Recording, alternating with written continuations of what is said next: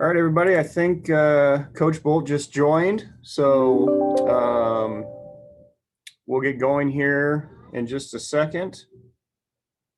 We'll get started with Dan Stouse. Sorry, that's the wrong name. This is Evan. Hey, Will, congratulations. Thank you. Hey, I'm just curious. First of all, was it even on your guys' radar at all that you guys could be celebrating a title here this weekend? Honestly, not particularly. Going into the weekend, I think we knew that there was a mathematical possibility that maybe it could happen by Sunday. But I don't really think that we came into the weekend wanting to do anything more than just play well and just come in and give ourselves a great shot going into the last weekend, to be honest with you. You guys, since that Rutgers sweep at home, you guys won 9 of 10. Why was that the turning point for this team, do you think? Well, that was a tough weekend, obviously, and we could have gone one of two ways after that weekend. We could have taken that and said, man, we put too much pressure on ourselves, and down the stretch we got to play all these tough teams and all these we got a tough pod coming up and then another one at the end of the year, and you start looking ahead and you can kind of hit the panic button, or you can regroup and remember that we were on the verge of winning the first two games of that series, and just keep playing good baseball and just try to do it for 9 full innings. And again, I'll continue to point to our captains, our leaders. I had a conversation with them on that Monday right after that weekend and said, look, we're still a great team. Like, let's make sure that nobody's going to hit the panic button here. We're going to just keep working, and we're going to keep showing up, and we're going to keep playing good baseball. And again, we've been able to do that. We've been able to stay focused and stay hungry and stay committed to team baseball. Next one, Michael Bruntz. Well, you mentioned kind of those veteran guys. Roscom, Acker, they were part of that first Big Ten title team in 17. How, just beyond kind of riding the ship after Rutgers, how important have they been, even going back to fall ball, I guess, and kind of establishing the way this team plays? Yeah, even the guys that aren't captains, just the upperclassmen in general, like you said, all three of the super seniors that we have back were Big Ten champs in 2017. So, I joined Nebraska baseball with a culture that was already established, and guys that had won before. And, we just continued to put our stamp on it. And, I have leaned very heavily on the veterans on this team. And, the guys that have won it before, they've told the younger guys, I think this past week, Acker spoke in front of the team and he said, we've had a chance to win it once before. It was an amazing feeling. I want you guys to all experience it and feel it as well. And those guys are just selfless guys. I mean, they didn't, back in March last year, they had no idea if their baseball careers were over altogether. And so they, to come back, make that decision to come back and be part of a championship team, it's meant the world to this group and this program for those guys to be a part of that. One other one, it might not be, significant in the grand scheme of things, but it seemed like a lot of your guys on social media after today were kind of pointing back to the not being picked in the top 6 of the Big Ten. Did that kind of get a chip on guys' shoulders a little bit, or was that something that was maybe kind of in the background, I guess, all season for you guys? Well, it was certainly something that we addressed before the year started. That, again, I don't pay attention much to that stuff, and we don't talk about it when we are ranked, we aren't ranked, but just said, hey, this is where people think we're at, and just reminding everybody on a daily basis how razor thin the line is between being in first place and being in 6th, 7th, or 8th place. It's gonna be separated by a few games here and there, and if we want to say that we're better than that, we've got to show up and do the things that are required to be champs. And they've done that. They've used some of that motivation where people maybe thought that we weren't going to do it, or we weren't capable of doing it. And I think we knew going back to the fall, this group had kind of a quiet confidence about themselves that we felt like we are going to be a good team. We are going to be a competitive team. And these guys love being around each other. And yeah, like they may have leaned on a little bit throughout the year, not something that we necessarily addressed or talked about, during the season. We just talk about trying to be the toughest team in the country, quite honestly. If we feel like we do that, then we got a chance to play for a while. Thanks. Steve Sipple. I will. I had a couple of questions. One just sprang up with that last comment you made. When you say it's your goal to be the toughest team in the country, what does that, like, what goes in to being a tough team in your mind?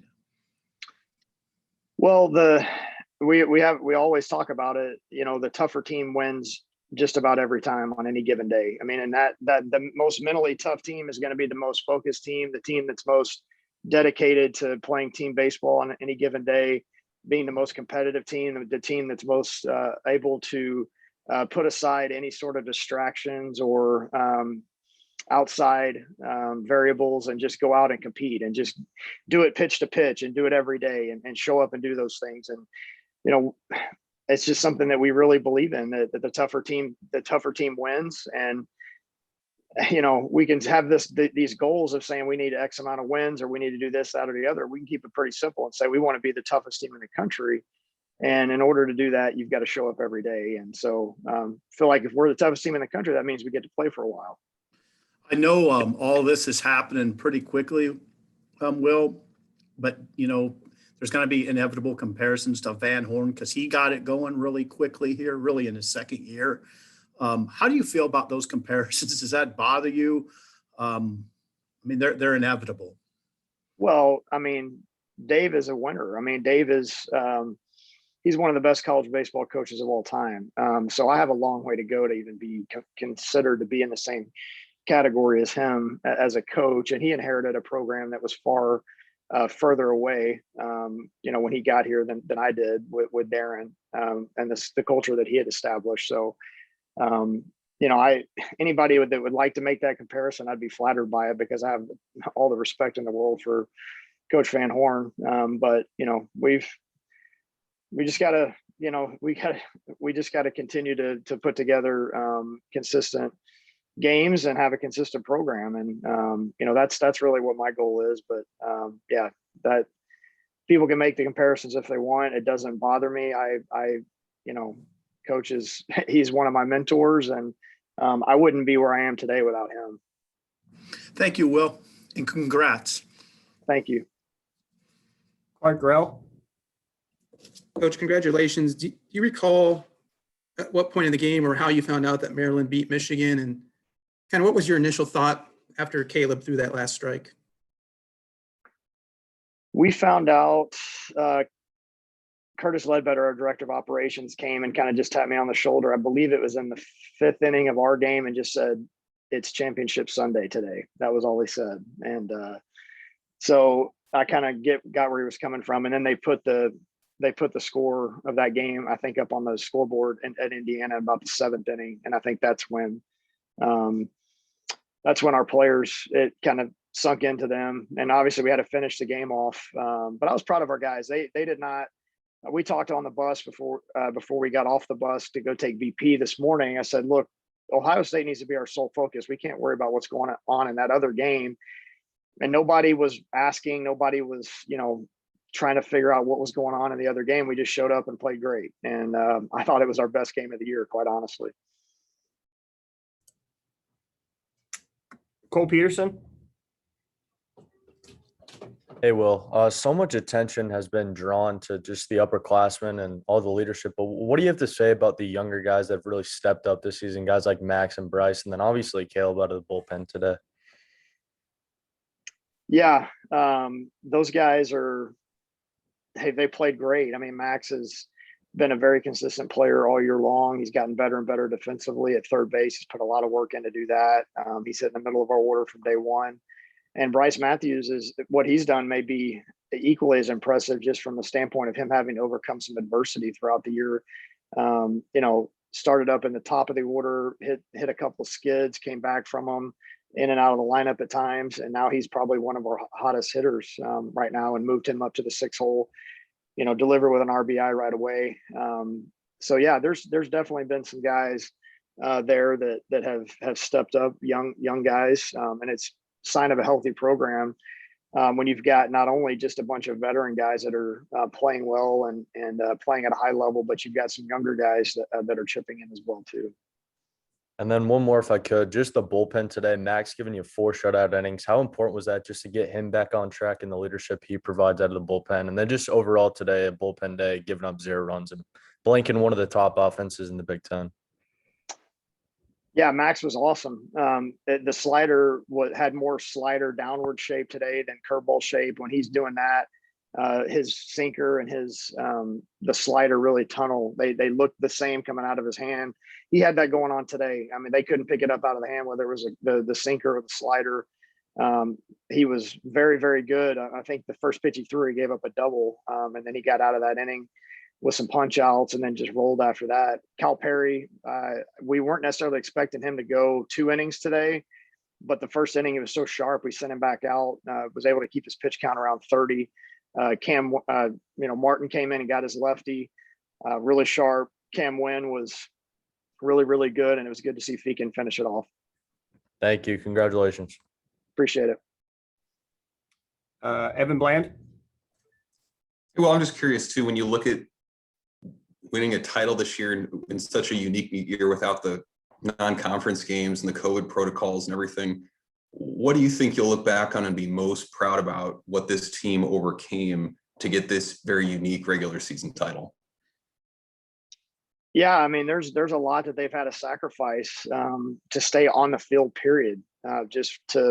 From social life to, again, you just gotta, in a year like this, you just can't really do much of anything. Are you going to jeopardize having a chance to compete at all? So it started in the fall. We were able to have a fairly normal fall, which I felt was enormous. I don't know that there were too many teams in our league that were able to have the amount of practices that we had and just kind of go through things a bit normally. Not that we didn't have a few guys here and there that got sick, but by and large, we were able to be together a lot and establish that team chemistry. And same thing coming back from Christmas break and guys just, being ready to go and healthy. And, I just, the work ethic, I think that's just what stands out to me is just the guys just showing up every single day, not asking questions and just being ready to go. But just the overall sacrifices that it takes to do that. I mean, you have to be very, very focused and very, very determined to do that. Thanks, Will. Congrats. Appreciate it. All right. Looks like we're our last one. And Steve Sipple, if anyone else has a question, just toss in the chat queue. Steve Sipple. Thank you, Jeremy. Again, I know things are moving quickly here, but would you say, Will, that, coaches always talk about the process of building programs, rebuilding programs. Is that process ahead of schedule? Is that what this signifies to you or not? Well, like I said, I mean, this wasn't a rebuild. It wasn't, we have a very, a lot of top end talent, guys that, that were on the roster when we got here. We just felt like we were able to surround them with more good players. I think just the overall depth. I feel like we were able to do that. We were able to build some real depth, which I think is what you need in order to have a chance to make a run like we did, where you're not playing a 24 game conference schedule. You're playing a grind of 44 conference games. You better be deep. And so I felt like we're able to do that. We were able to add to the top end talent that we do have. And bring some guys in that have really made a difference on the team. But it wasn't a rebuild. I said that when I got the job. It was just our job to continue that momentum that Darren and his staff had created, and just kind of put our stamp on it. Just put the style of play that we were going to establish, and just continue to build that every year through recruiting. Great job, Will. Thank you. You bet. One more, Michael Bruntz. Will, you guys kind of, you have another week left of the regular season here. I mean, what's kind of the the challenge, I guess, as a coaching staff to kind of get everybody back together after this one and play 3 more at home, I guess. Just show up. Just keep showing up. I mean, that's been our mantra all year. Just keep showing up. When we get back, we'll have a day off on Tuesday because tomorrow's actually going to be a travel day for us coming back home. We'll prepare Wednesday and Thursday, and we'll play like we got something on the line, which we do. We're going to hopefully have some great crowds this weekend, and we're going to do our best to put our best foot forward and continue to play well. So I think I'm not going to have any trouble motivating this group of guys to just show up and be ready to prepare on Wednesday to do what's necessary to play well this weekend. Thanks. Congrats again. You bet. Thanks everybody for joining. I'll send the video out and we'll have our normal weekly meeting with Coach Bolt likely on Wednesday morning. Thanks again. Thanks, Coach. All right. Thanks, guys.